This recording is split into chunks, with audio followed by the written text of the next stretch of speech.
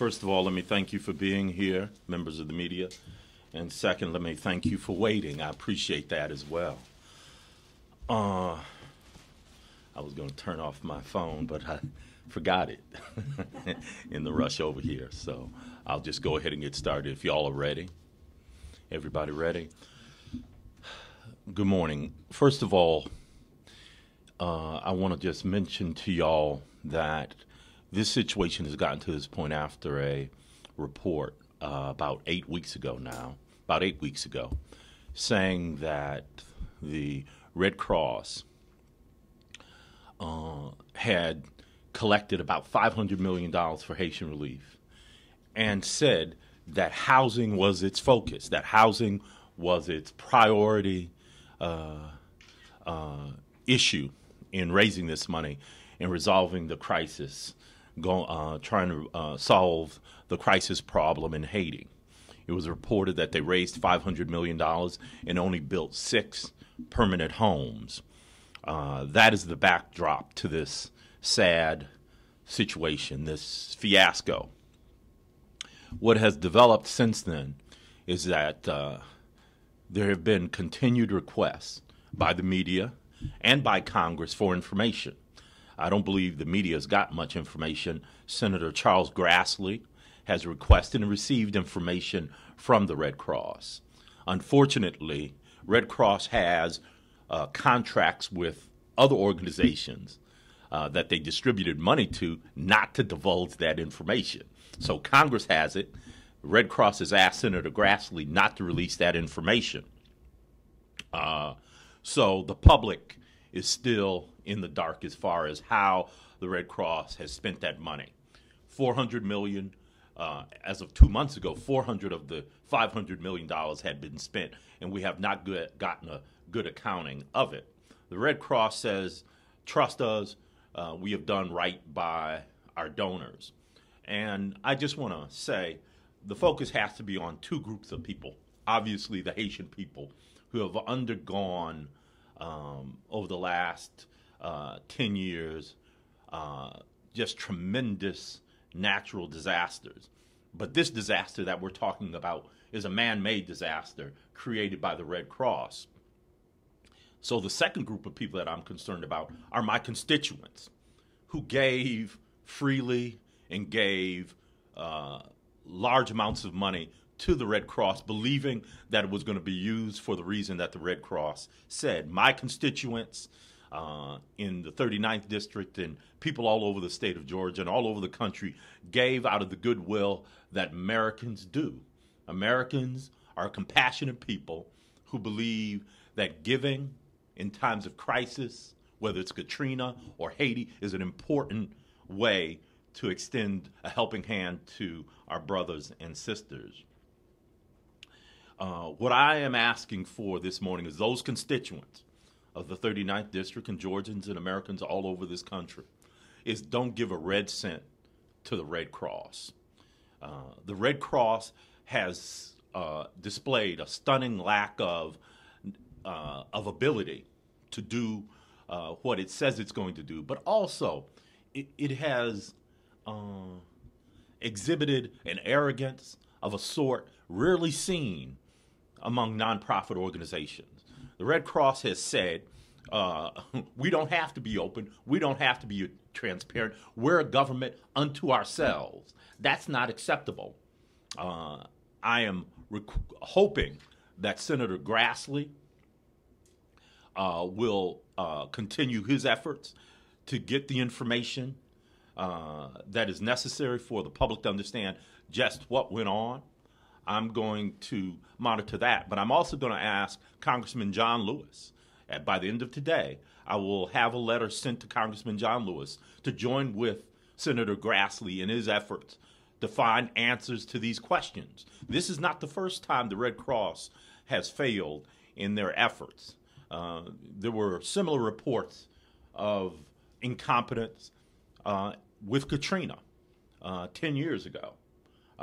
With the Katrina crisis in New Orleans, we had reports of the Red Cross not getting resources to the people that need it. So on the domestic sphere, we've seen the Red Cross fall down on the job, and now in the international sphere. So I'm going to ask Congressman Lewis to join energetically with Senator Grassley to determine just exactly what happened to the money his constituent gave to the Red Cross.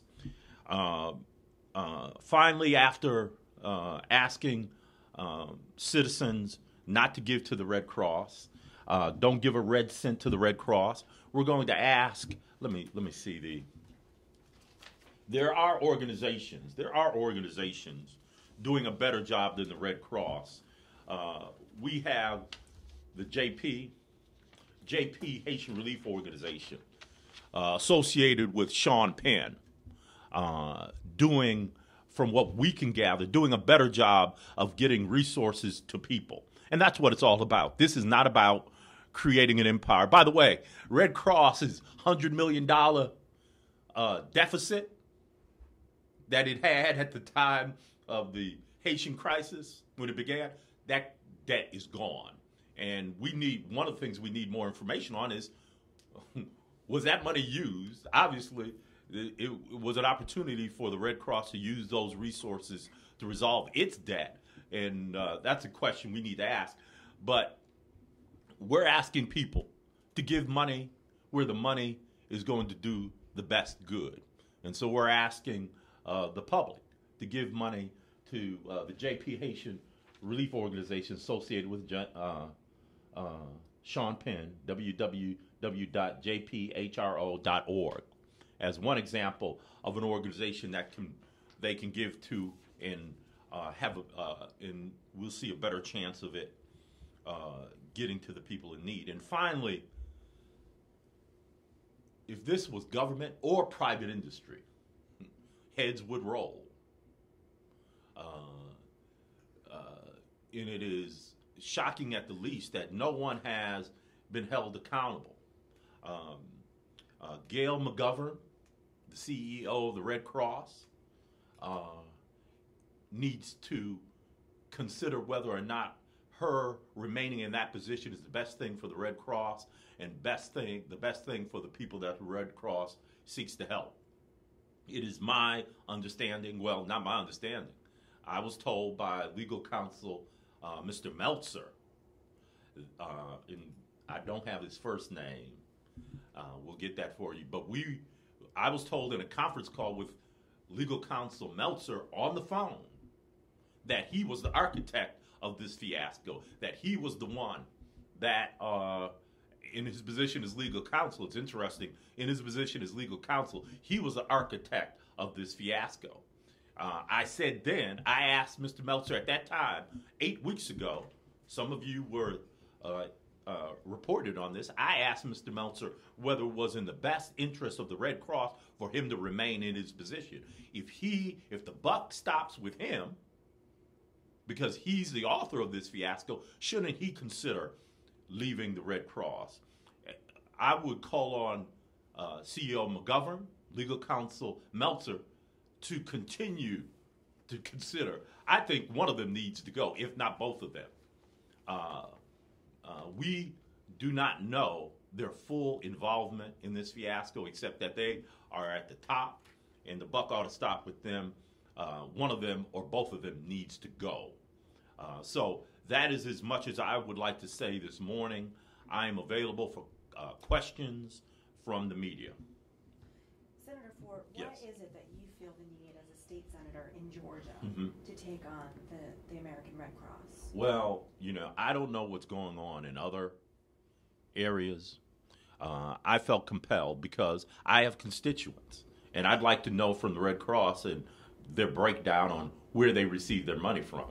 But it is my understanding, well, not my understanding, I know, in fact, that as constituents of mine, I represent 180,000 people from Buckhead to Union City, and those people essentially got swindled by the Red Cross. I have been doing this kind of stuff, community-based activism, before I was elected and since, and I have always had a compulsion to do good. And when I see the Red Cross take people's money and say we're going to help people, and then they use it for other things, or they don't use it correctly, it bothers me considerably. So I think that I've talked to my constituents about this issue. They're upset. As a matter of fact, I talked to a former Red Cross executive that who is a constituent who is retired from the Red Cross, and he told me how concerned he was about the Red Cross that he knew, the Red Cross that he helped to build is no longer the Red Cross that helps people. So I think it's in a very real sense, it's a constituent issue. When people give tens of thousands of dollars, that money ought to be used right. Senator Grassley is a U.S. Senator. He's trying to protect his constituents. That's what I'm trying to do as well. Yes, sir. There is no ambiguity in the Haitian relief appeal that the money would be devoted exclusively toward island relief. None of it was to go to general fund or any other emergency. Well, if you read, and I'm depending on the ProPublica, well, there have been at least 2 ProPublica articles, the initial one, and then there's been a follow-up one. If you read those, and it's very clear that Red Cross said focus, priority, permanent housing.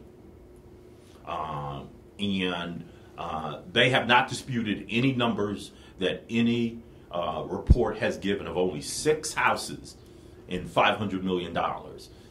So we're taking, this is the Red Cross, raise the money, permanent housing. Now they are redefining what permanent housing means, and after the fact. So there's no doubt that they said they were going to build permanent housing. $500 million.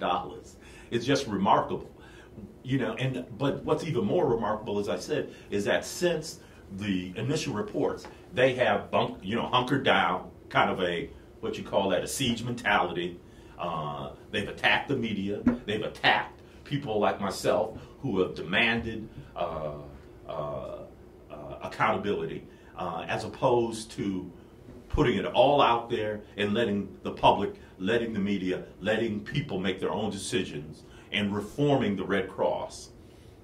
I have not heard very much about reformation, only about stonewalling. Anybody else? Yes. Were you able to receive any? I know that when you met 8 weeks ago, when we were up there with you, did you receive any more information that you asked for? Were they responsive to your requests? No. They, at that time, they referred us to their website. They referred the media to their website. The only entity, from what I understand, that has gotten any information is Senator Grassley, Congress. But no, I have not gotten anything. I don't know. Maybe you have, but I have not received any more information at this point. Are you concerned that when you tell people don't give to the Red Cross, but there are other people that they help? I mean, just blood donations in general. Are you concerned that you're hurting other people that the Red Cross is trying to help? Something? That's a great question, and I've contemplated that. I contemplated that before today. And this is my point. And I've read the ProPublica articles and the other information very closely.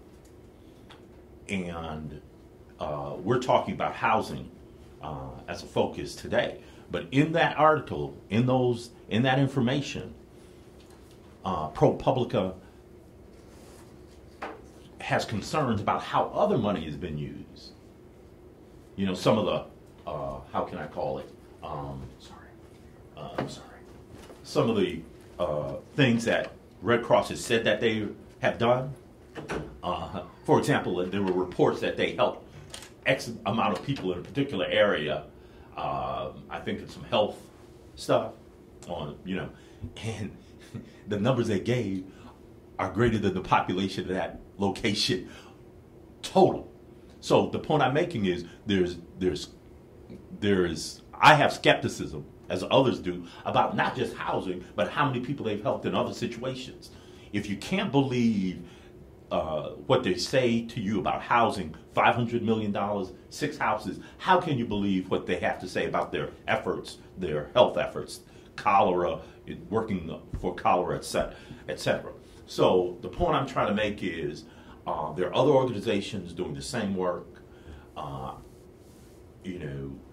We don't want to hurt anybody who's in need, but at the same time, can you really trust the Red Cross?